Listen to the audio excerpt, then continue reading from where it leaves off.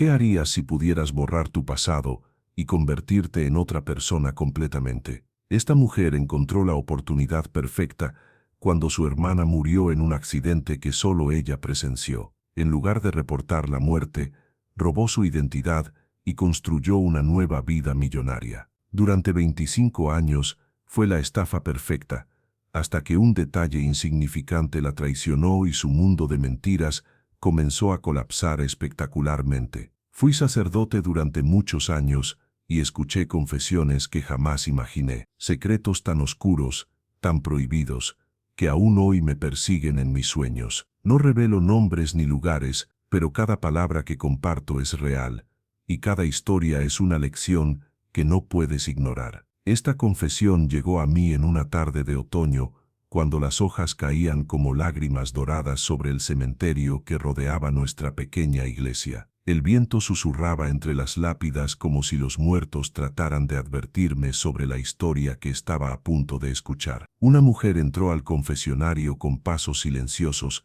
casi fantasmales, como si hubiera aprendido a caminar sin dejar rastro. «Padre», me dijo con una voz que parecía venir de muy lejos, «vengo a confesar el crimen más perfecto jamás cometido. Un crimen que duró 25 años y que me convirtió en millonaria, pero que también me robó algo más valioso que todo el dinero del mundo, mi propia identidad». Sus palabras flotaron en el aire del confesionario como humo de incienso maldito, cargadas de una melancolía tan profunda que podía sentirla en mis huesos. «Cuéntame todo desde el principio, hija mía», le dije, sabiendo que me enfrentaba a una de esas confesiones que desafían todo lo que creemos saber sobre los límites de la desesperación humana. «Padre, para entender lo que hice, necesita conocer quiénes éramos mi hermana y yo. Éramos gemelas, no idénticas pero sí muy parecidas. Nacimos con apenas 10 minutos de diferencia, pero esos 10 minutos marcaron destinos completamente opuestos». Su voz se suavizó al recordar esos días lejanos, como si hablar de su hermana pudiera traerla de vuelta temporalmente. «Ella nació primera, perfecta, sin complicaciones. Yo nací después, con el cordón umbilical alrededor del cuello, luchando por respirar desde mi primer segundo de vida. Mi madre siempre decía que eso explicaba nuestras personalidades. Ella era la brillante, la exitosa, la que todo le salía bien. Yo era la luchadora, la que tenía que trabajar el doble para conseguir la mitad. Crecimos en la misma casa, con los mismos padres, las mismas oportunidades, pero nuestros caminos se divergieron desde muy temprano. Ella era la estudiante modelo, la hija perfecta, la que siempre tomaba las decisiones correctas. Yo era la rebelde, la problemática, la que decepcionaba constantemente a nuestros padres. ¿Cómo era la relación entre ustedes? Compleja, padre. La amaba profundamente, pero también la envidiaba con una intensidad que me avergüenza admitir. Ella tenía todo lo que yo quería, la aprobación de nuestros padres, éxito académico, una carrera brillante, relaciones saludables. Mientras ella construía una vida de ensueño, yo coleccionaba fracasos como otros coleccionan estampillas. A los 25 años, ella ya era una ejecutiva exitosa en una empresa multinacional, tenía un apartamento hermoso en el centro de la ciudad, un novio que la adoraba y un futuro que brillaba como el oro. Yo, a la misma edad, había perdido 3 trabajos consecutivos, vivía en un estudio diminuto en el peor barrio de la ciudad, y mi única relación seria había terminado cuando mi novio me dejó por mis problemas de carácter. Si te preguntas si esto fue real, la amargura en su voz al comparar sus vidas me convenció de que había vivido cada día de esa rivalidad fraterna con dolor agudo. ¿Qué tipo de problemas tenías en esa época? Problemas con la autoridad, padre. Problemas con el alcohol. Problemas con la alcohol. Problemas con las finanzas. Había acumulado deudas enormes tratando de mantener un estilo de vida que no podía permitirme, siempre tratando de competir con mi hermana, de demostrar que yo también podía ser exitosa. Había pedido prestado dinero a prestamistas sin escrúpulos, había usado tarjetas de crédito falsas, había mentido en solicitudes de empleo. Mi vida era un castillo de naipes financiero que estaba a punto de colapsar. Los cobradores me llamaban día y noche, Había recibido amenazas, tenía miedo de salir de mi apartamento. Mi hermana no sabía nada de esto, padre. Para ella, yo era simplemente la hermana bohemia que había elegido un camino diferente. Ocasionalmente me invitaba a cenar, me prestaba dinero para gastos, me daba consejos que yo fingía escuchar pero que internamente rechazaba, porque venían de alguien que nunca había luchado por nada. ¿Cuándo cambió todo? El día de nuestro 26º cumpleaños, padre. Ella había organizado una pequeña celebración en su apartamento, una cena íntima solo para nosotras dos. Habíamos quedado en encontrarnos en un restaurante cerca de su casa y después ir juntas a su lugar. Yo llegué al restaurante con 1 hora de retraso, como era mi costumbre. Había estado bebiendo para calmar mis nervios, porque ese mismo día había recibido una carta de desalojo y una amenaza de mis acreedores. Estaba desesperada, furiosa conmigo misma, celosa de su vida perfecta. Durante la cena, ella me contó que acababa de recibir una promoción masiva en su trabajo, que la enviaban a abrir una oficina en otro país, que iba a ganar más dinero en un año del que yo había visto en toda mi vida. También me dijo que su novio le había propuesto matrimonio esa mañana. Su voz se quebró ligeramente, como si incluso después de todos estos años, recordar esa conversación todavía le causara dolor. ¿Cómo reaccionaste a esas noticias? Fingí alegría, padre, pero por dentro me estaba muriendo. Mientras ella hablaba de su futuro dorado, yo calculaba mentalmente cuántos días me quedaban antes de que me echaran de mi apartamento, cuánto tiempo antes de que los prestamistas perdieran la paciencia completamente. Después de la cena, decidimos caminar hasta su apartamento, porque era una noche hermosa. Ella estaba radiante, hablando de sus planes, de la boda, del nuevo trabajo. Yo caminaba a su lado sintiéndome como una sombra gris al lado de una estrella brillante. Para llegar a su apartamento, teníamos que cruzar un puente peatonal sobre una autopista muy transitada. Era tarde, no había mucha gente, solo el ruido constante de los carros pasando a gran velocidad por debajo de nosotras. Momentos así nunca se olvidan, cuando la vida te presenta una oportunidad que cambiará todo para siempre, y tienes solo segundos para decidir si la tomarás o no. ¿Qué pasó en el puente? Ella se detuvo a mitad del puente para mostrarme el anillo de compromiso bajo la luz de las farolas. Era hermoso, padre. Un diamante que probablemente costaba más de lo que yo ganaría en 3 años. Mientras lo admiraba, fingiendo entusiasmo, algo en mi mente se quebró. No fue premeditado, padre. No fui al puente esa noche con intenciones maliciosas. Pero mientras la veía ahí, tan perfecta, tan ajena a mis problemas, tan segura de su futuro brillante mientras el mío se desmoronaba, algo primitivo y terrible se despertó dentro de mí. Le dije que quería tomar una foto de ella con el anillo. Ella se recargó contra la barandilla del puente, sonriendo para la cámara de mi teléfono, y en ese momento, padre, en ese momento vi mi oportunidad de escapar de mi vida fracasada y tomar la suya perfecta. ¿Qué hiciste? Su silencio fue tan largo que pensé que había cambiado de opinión sobre confesar. Cuando finalmente habló, su voz era apenas un susurro. La empujé, padre. Con todas mis fuerzas, la empujé por encima de la barandilla. El confesionario se llenó de un silencio tan denso que podía escuchar el latido de mi propio corazón. Las palabras que acababa de escuchar eran tan terribles que mi mente luchaba por procesarlas. Cayó a la autopista, directamente en el camino de un camión que no pudo frenar a tiempo. Fue instantáneo, padre. No sufrió. Esa es la única consolación que he tenido durante todos estos años. Nadie vio lo que pasó. No había nadie más en el puente en ese momento. Los conductores en la autopista solo vieron un accidente terrible. Una mujer que aparentemente había tropezado y caído. Yo grité.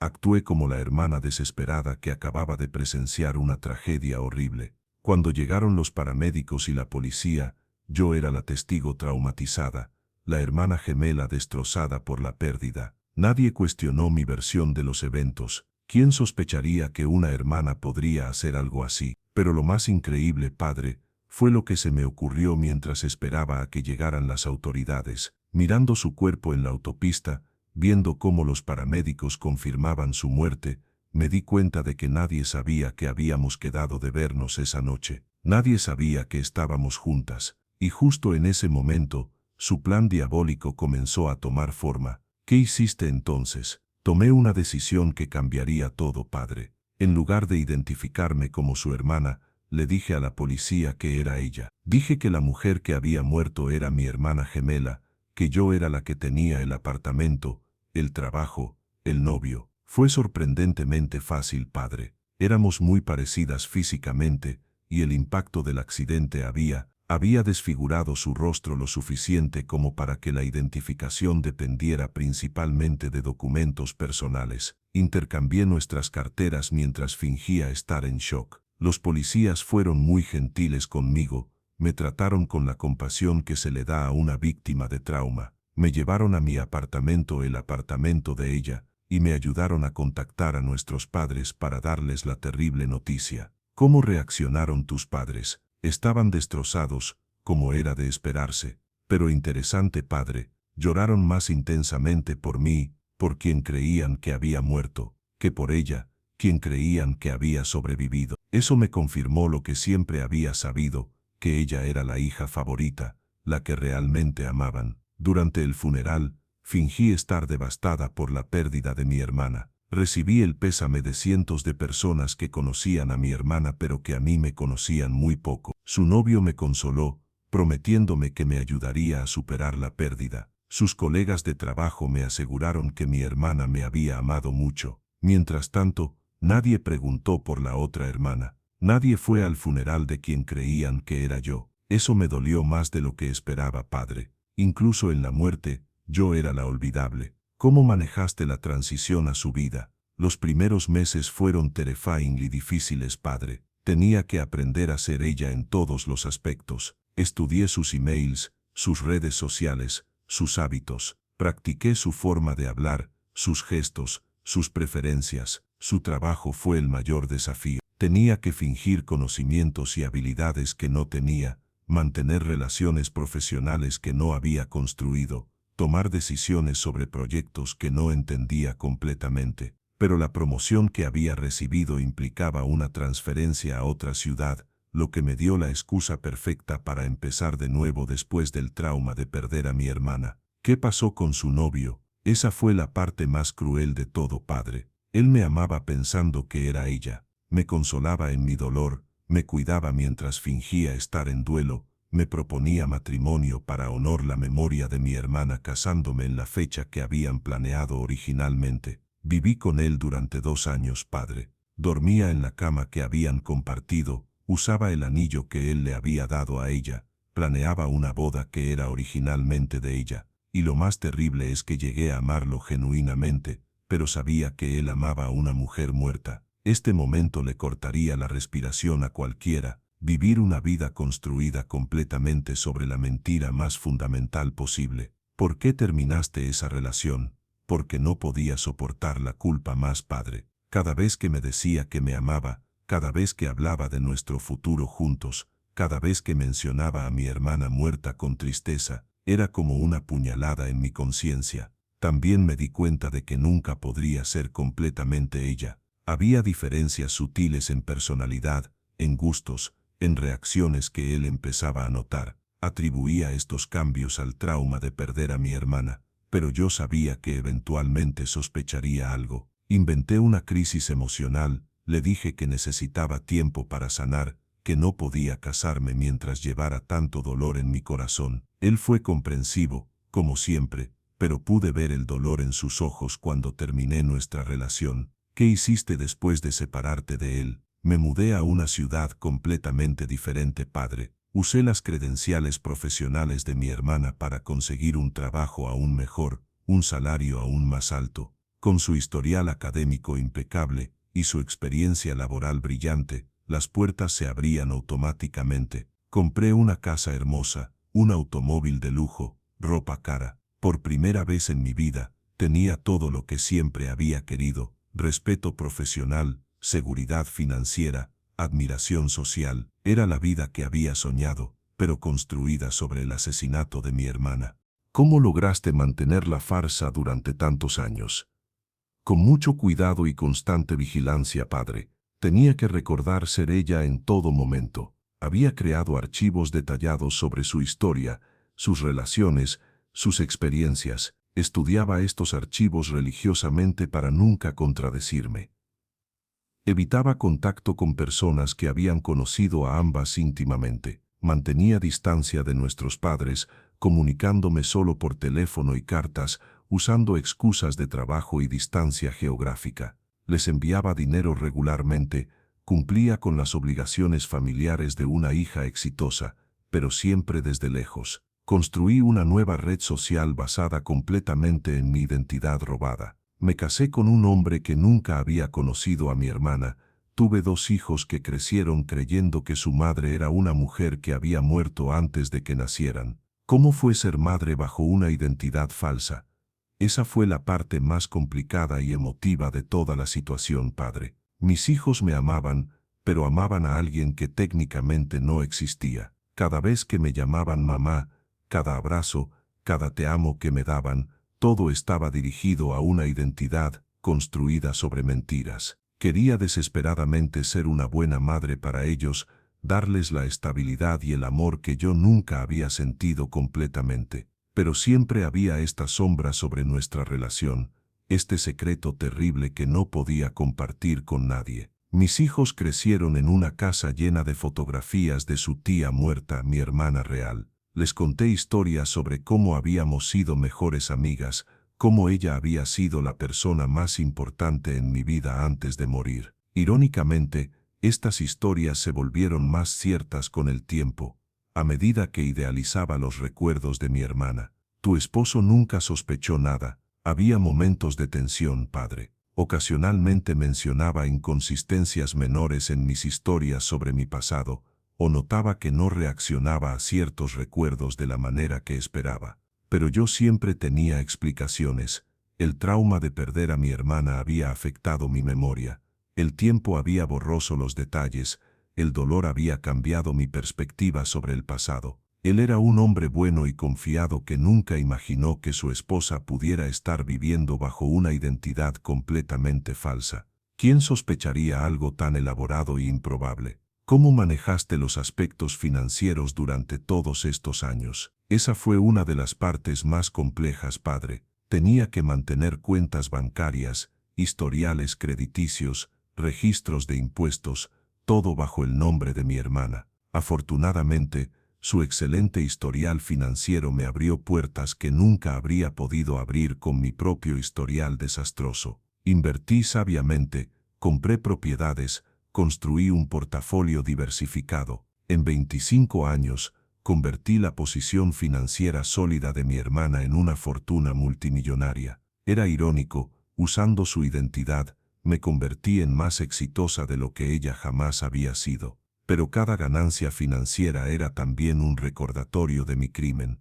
Cada millón que ganaba estaba construido sobre los cimientos de su muerte. El dinero me daba seguridad, pero también culpa intensificada. Tal vez tú también has vivido algo parecido, la sensación de que cada éxito está contaminado por los medios que usaste para obtenerlo. ¿Qué pasó con tus padres durante todos estos años? Esa fue la parte más dolorosa de todo, padre. Mantuve contacto limitado con ellos, fingiendo ser la hija sobreviviente que luchaba por superar la pérdida de su hermana gemela. Les enviaba dinero, tarjetas de cumpleaños, regalos de Navidad, pero siempre evitaba visitas en persona. Mi madre murió hace 10 años, padre. Fui a su funeral como la hija exitosa que había logrado tanto en la vida. Durante su servicio funeral, todos hablaron de lo orgullosa que estaba de mí, de cómo siempre les contaba a sus amigas sobre mis logros profesionales. Pero yo sabía la verdad, ella estaba orgullosa de los logros de mi hermana muerta, no de los míos. Incluso en su muerte,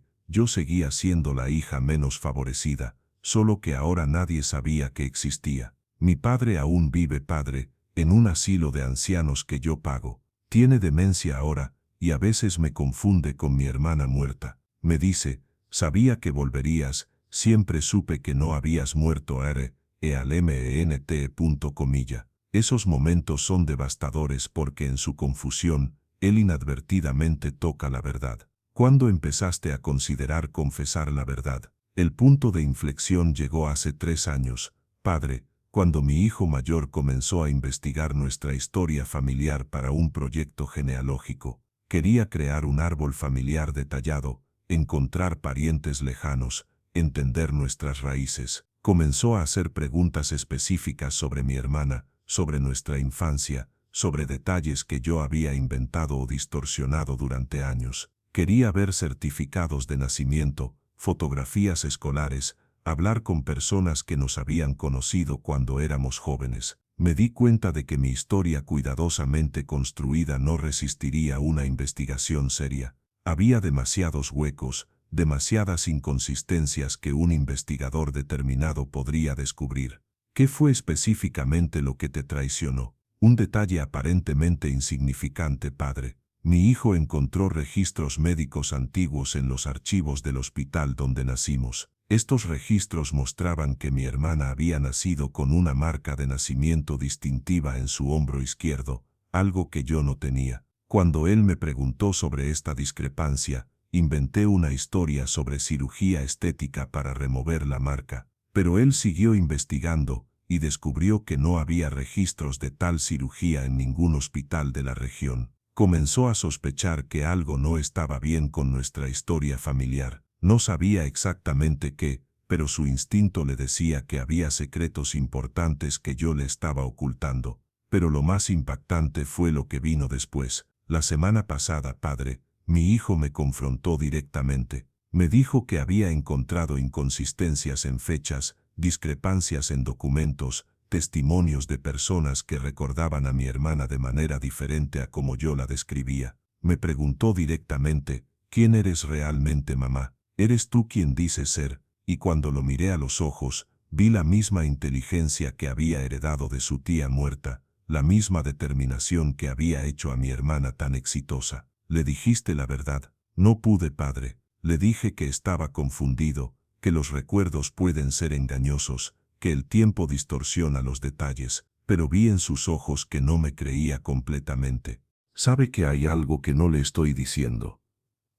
Esa misma noche, después de nuestra conversación, me di cuenta de que mi mundo cuidadosamente construido estaba comenzando a colapsar, que eventualmente la verdad saldría a la luz, y cuando eso pasara, no solo perdería todo lo que había construido, sino que destruiría a mis hijos en el proceso. ¿Qué planes tienes ahora?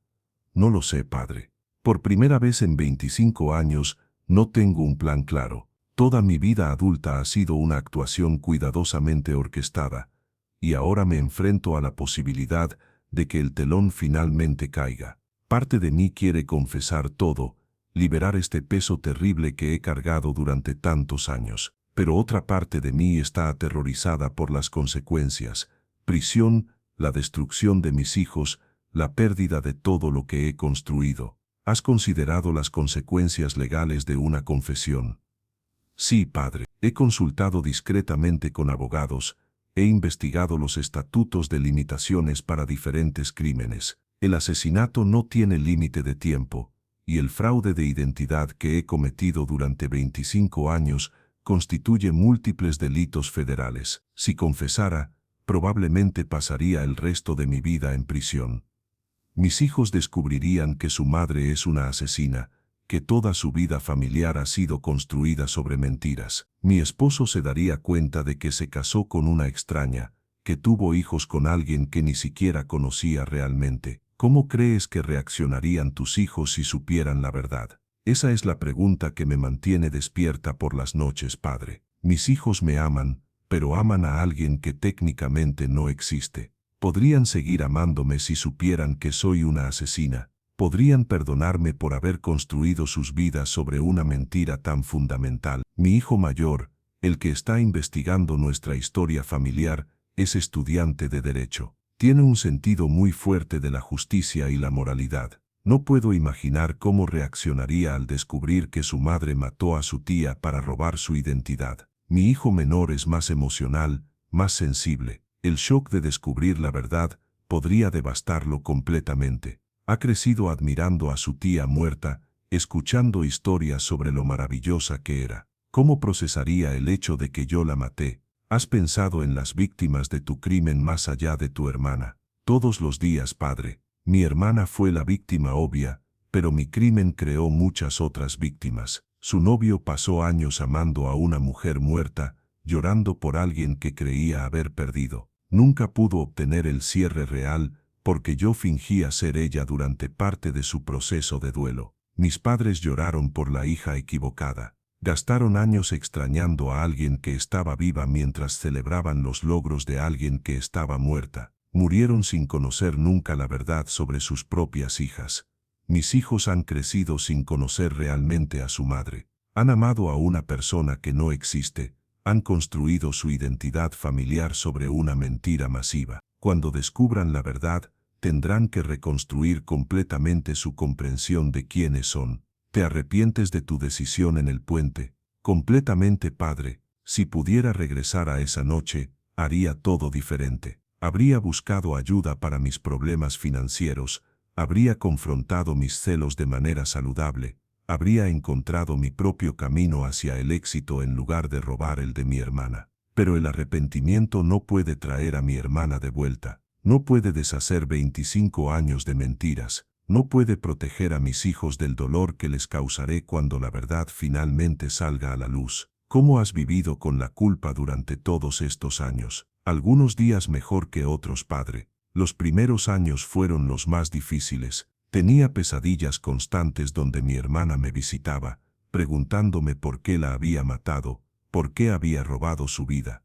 Con el tiempo desarrollé mecanismos de supervivencia. Me convencí de que estaba honrando su memoria al usar su identidad para hacer el bien, donar a caridades, criar hijos buenos, ser una miembro productiva de la sociedad. Pero en el fondo, siempre supe que era una racionalización. La culpa nunca desapareció completamente, solo se volvió más manejable. Hasta ahora, cuando mi hijo empezó a investigar y me di cuenta de que todo podría colapsar. ¿Qué le dirías a tu hermana si pudieras hablar con ella ahora? Le pediría perdón, padre. Le explicaría que estaba desesperada, que me sentía perdida y sin opciones. Le diría que no planeé matarla esa noche, que fue un momento de locura alimentado por años de celos y resentimiento. Le contaría sobre sus hijos, técnicamente mis hijos, pero criados en honor a la vida que ella nunca tuvo oportunidad de vivir. Le diría que traté de ser una buena madre, que usé su identidad para crear una familia amorosa que ella habría estado orgullosa de conocer. Pero principalmente, le diría que estoy cansada de vivir su vida, que quiero confesar la verdad y enfrentar las consecuencias, incluso si eso significa perder todo lo que he construido en su nombre. ¿Qué esperas lograr con esta confesión?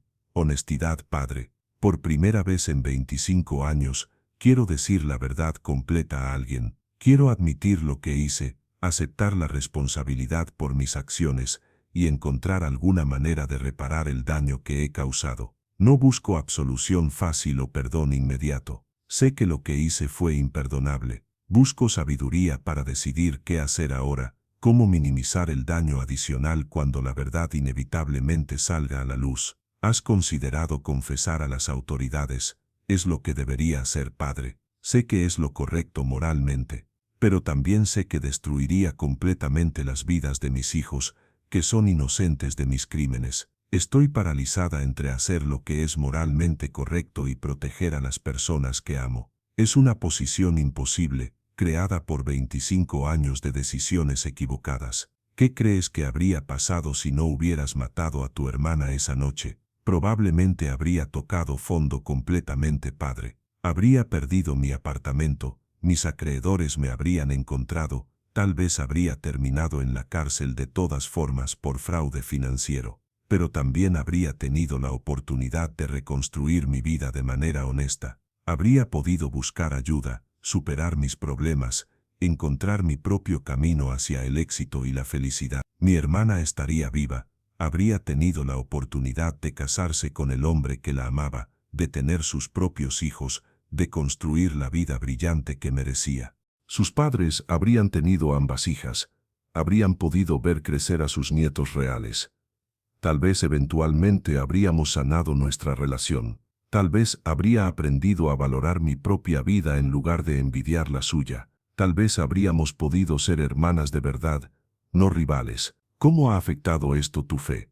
De maneras complejas, padre. Durante años traté de evitar la religión completamente porque sabía que vivía en pecado mortal constante. Pero a medida que mis hijos crecieron y comenzaron a hacer preguntas sobre Dios y la moralidad, tuve que confrontar mis propias creencias. Comencé a asistir a la iglesia esporádicamente, siempre en congregaciones donde nadie me conocía. Escuchaba sermones sobre perdón y redención, preguntándome si había alguna manera de obtener paz espiritual sin confesar mi crimen. Pero cada vez que consideraba la confesión, pensaba en mis hijos y en cómo destruiría sus vidas. Era un círculo vicioso.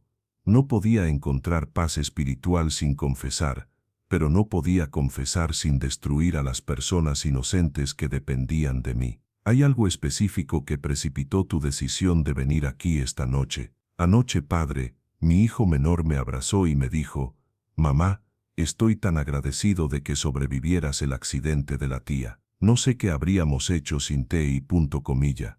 Y cuando dijo eso, me di cuenta de que incluso su gratitud está basada en una mentira. Mis hijos me aman por salvarme de un accidente que nunca ocurrió, por sobrevivir una tragedia que yo causé. Su amor más puro está construido sobre mi mentira más vil. ¿Qué planeas hacer después de esta confesión? Voy a empezar a decir la verdad gradualmente, padre. Primero a mi esposo, luego a mis hijos. No puedo seguir viviendo esta mentira, especialmente ahora que mi hijo mayor está tan cerca de descubrir inconsistencias que no podré explicar. Después consultaré con un abogado sobre la mejor manera de entregarme a las autoridades. Quiero que mis hijos tengan tiempo para procesar la verdad, antes de que se convierte en un espectáculo mediático. ¿Cómo crees que tu familia manejará la revelación? No lo sé, padre. Es imposible predecir cómo reaccionará la gente a una traición tan fundamental. Mi esposo descubrirá que se casó con una desconocida, que sus hijos son producto de una relación basada en mentiras completas. Mis hijos tendrán que reconstruir completamente su comprensión de quiénes son, de dónde vienen, de qué significa ser parte de nuestra familia. Descubrirán que su tía admirada era en realidad su madre, y que su madre real es una asesina. ¿Tienes algún plan para el aspecto financiero? Tengo la intención de liquidar todos mis activos y crear un fondo fiduciario para mis hijos, padre. También quiero donar una cantidad significativa a organizaciones benéficas en nombre de mi hermana, como una forma tardía de honrar la vida que le quité. El dinero está manchado con sangre, pero al menos puede usarse para hacer algo bueno antes de que yo vaya a prisión. ¿Has pensado en cómo quieres que te recuerden? No como una víctima de las circunstancias, padre. Quiero que la gente entienda que tomé decisiones conscientes que llevaron a consecuencias terribles, que un momento de celos y desesperación se convirtió en 25 años de mentiras. Pero también quiero que sepan que traté de ser una buena madre para mis hijos, incluso mientras vivía bajo una identidad robada, que el amor que les di era real, incluso si la persona que creían que los amaba era una ilusión.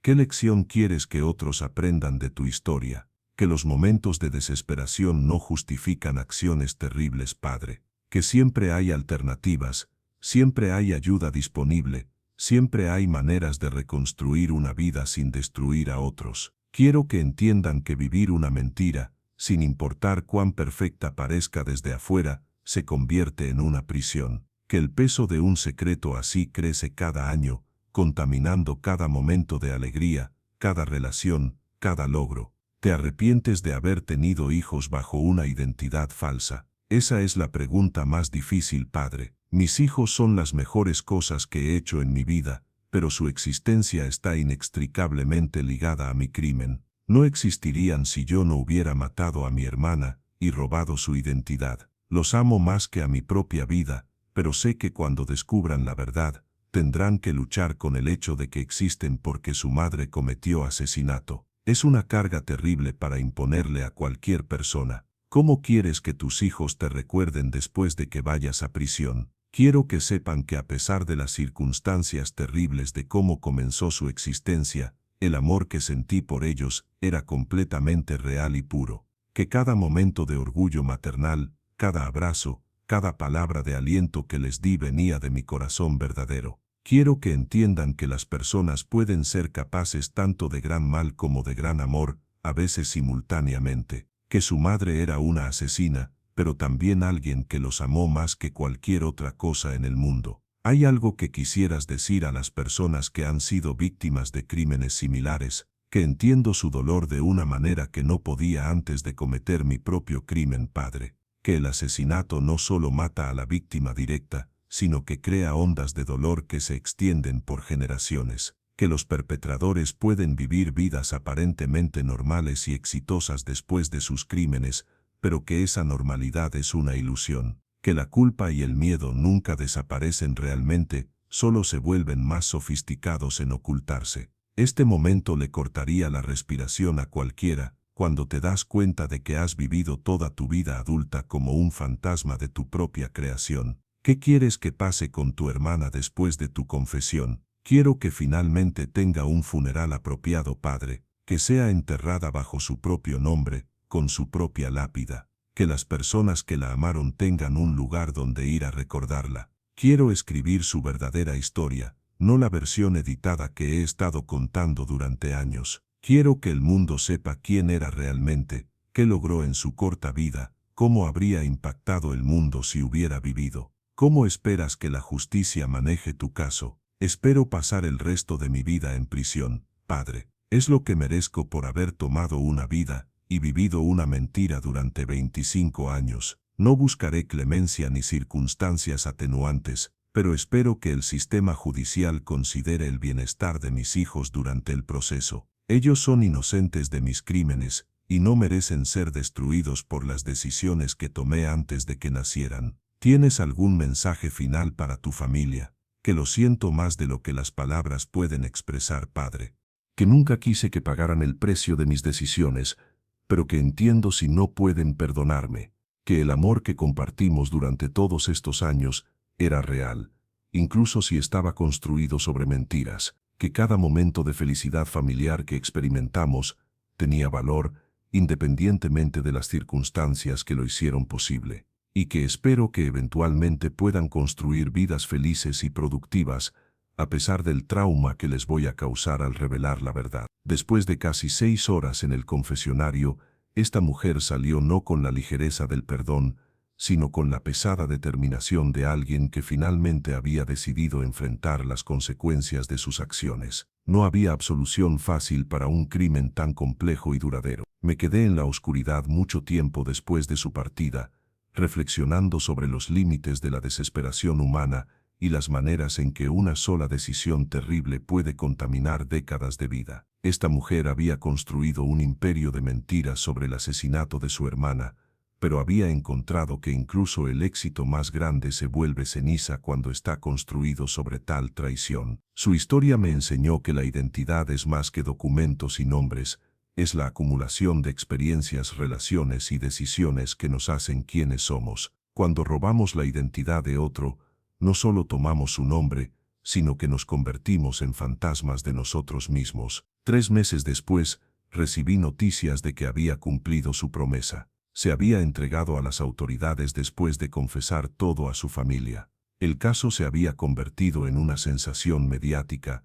La mujer que había vivido como su hermana gemela asesinada durante 25 años. Sus hijos estaban en terapia intensiva, luchando por reconstruir su comprensión de quiénes eran después de descubrir que toda su historia familiar había sido una elaborada mentira. Su esposo había pedido el divorcio inmediatamente, incapaz de procesar que había estado casado con una extraña durante décadas. El caso legal fue complejo, involucrando múltiples jurisdicciones y décadas de fraude de identidad además del asesinato original. Pero ella se declaró culpable de todos los cargos, rehusando cualquier defensa que pudiera minimizar su responsabilidad. 6 meses después, recibí una carta desde la prisión. Me contaba que había comenzado a escribir la verdadera historia de su hermana, un memorial que honraría la vida que había sido cortada tan prematuramente. También había establecido una fundación en nombre de su hermana para ayudar a personas con problemas financieros,